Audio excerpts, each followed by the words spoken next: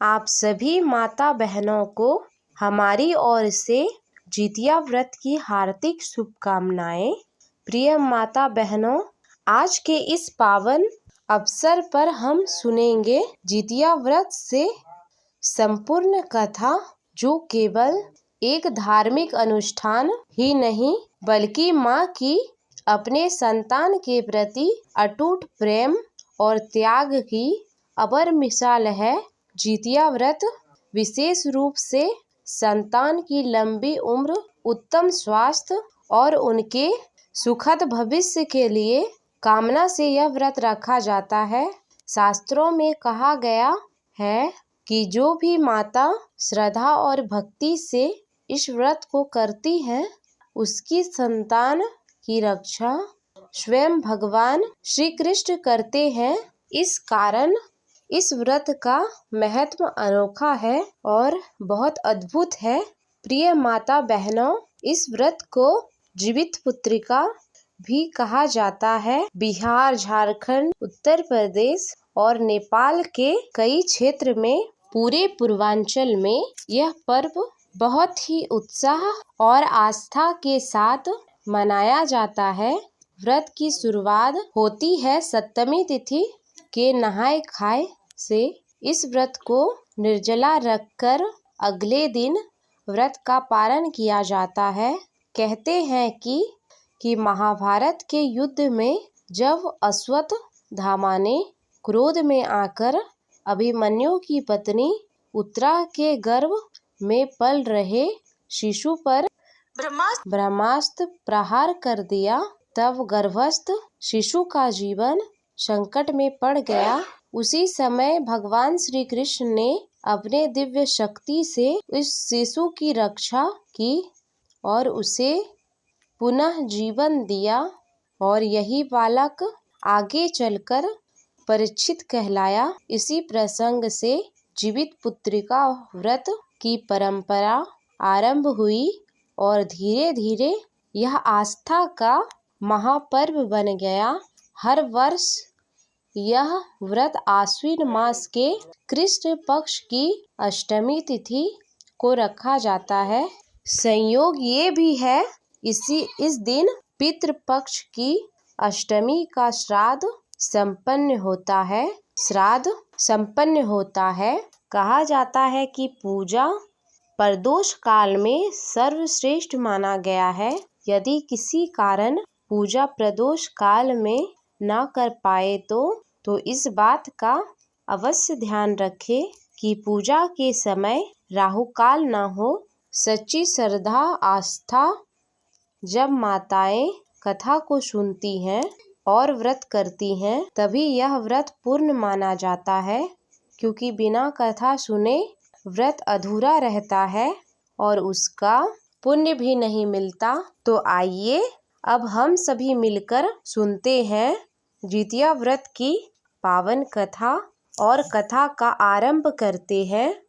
जितिया की कथा के अनुसार गंधर्व राजकुमार जीमूतवाहन को उनके पिता के वन जाने के बाद राजा बनाया गया। जीमूतवाहन में भी अपने पिता के समान ही गुणी थे। वे भी परोपकारी और दयालु स्वभाव के थे। उन्होंने लंबे समय तक अपने राज्य पर शासन किया और प्रजा की सेवा की। फिर वे भी अपने पिता की तरह राजपाट छोड़कर वन चले गए। वन में काफी समय व्यतीत करने के बाद एक दिन जीमूतवाहन की मुलाकात एक वृद्ध महिला से हुई जो नागवंश की थी। वह काफी डरी हुई थी। जीमूतवाहन ने उससे पूछा कि वो भयभीत और चिंतित क्यों है, तो उसने बताया कि नागवंश के लोग ने पक्षीराज गरुड़ से समझौता किया है कि उनके आहार के लिए नागवंश का एक सदस्य उनके पास जाएगा। इस वचन के अनुसार आज के दिन उसके बेटे को गरुड़ के पास जाना है। इसी वजह से वह डरी हुई है कि आज उसके बेटे के प्राण पर संकट है। यह सोचकर वह काफी दुखी है। तब जीमूतवाहन ने कहा कि तुम परेशान न हो, तुम्हारे बेटे को कुछ नहीं होगा। तुम्हारे बेटे के बदले वह स्वयं पक्षीराज गरुड़ के पास जाएंगे। जीमूतवाहन उनका आहार बनने के लिए तैयार थे। उनकी बातों को सुनकर वह वृद्ध महिला शांत हुई और बेटे के बचने की खुशी उसके चेहरे पर दिखाई दी। उस दिन पक्षीराज गरुड़ के पास नाग वंश के सदस्य के जाने का समय आया तो जीमूतवाहन स्वयं वहां पहुंचे गए। जीमूतवाहन ने अपने शरीर को लाल रंग के कपड़े से लपेट रखा था। पक्षीराज गरुड़ आए और जीमूतवाहन को अपने मजबूत पंजों में जकड़ लिया और अपने साथ लेकर उड़ गए। गरुड़ ने देखा कि जीमूतवाहन दर्द से चीख और रो रहे हैं। तब गरुड़ एक स्थान पर रुके। जीमूतवाहन ने उनको सारी घटना बताई। जीमूतवाहन की दया और परोपकार की भाव से पक्षीराज गरुड़ काफी प्रभावित हुए। उन्होंने जीमूतवाहन को जीवन दान दिया। जीमूतवाहन के प्राण बच गए। गरुड़ ने जीमूतवाहन से कहा कि अब वे नागवंश के किसी सदस्य को अपना आहार नहीं बनाएंगे। इस प्रकार से जीमूतवाहन ने नागवंश की उस वृद्ध महिला के बेटे के प्राण की रक्षा की और नागवंश को भी गरुड़ के भय से मुक्त किया। जो माताएं विधि विधान से व्रत रखकर यह कथा सुनती है, उनको पुण्य लाभ होता है और संतान सुरक्षित रहते हैं। जीवितपुत्रिका व्रत कथा।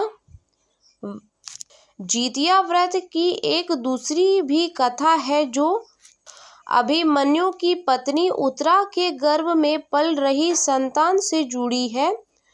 पौराणिक कथा के अनुसार महाभारत युद्ध में गुरु द्रोणाचार्य के मौत की खबर पाकर उनका पुत्र अश्वत्थामा क्रोध और बदले की आग में जलने लगता है।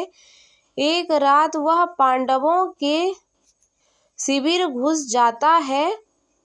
पिता की मृत्यु का बदला लेने के लिए अश्वत्थामा उस शिविर में गहरी नींद से सो रहे 5 लोगों को मार डालता है। वह सोचता है कि उसने 5 पांडवों को मार डाला, लेकिन वे सभी पांडव की संतानें थीं।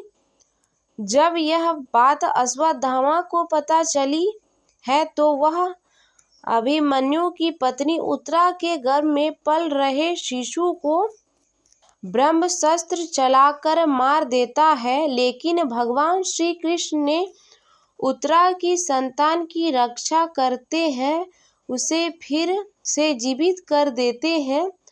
वह बच्चा गर्भ में मरकर भी फिर से जीवित हो जाता है। इसी वजह से उनका नाम जीवितपुत्रिका पड़ा है। हालांकि बाद में वही बच्चा राजा परीक्षित के नाम से प्रसिद्ध होते हैं। इस घटना के बाद से ही माताएं अपनी संतान की रक्षा के लिए जीवितपुत्रिका या जितिया व्रत करने लगी। तो ये थी जितिया व्रत की संपूर्ण कथा। आप सभी का कथा सुनने के लिए धन्यवाद।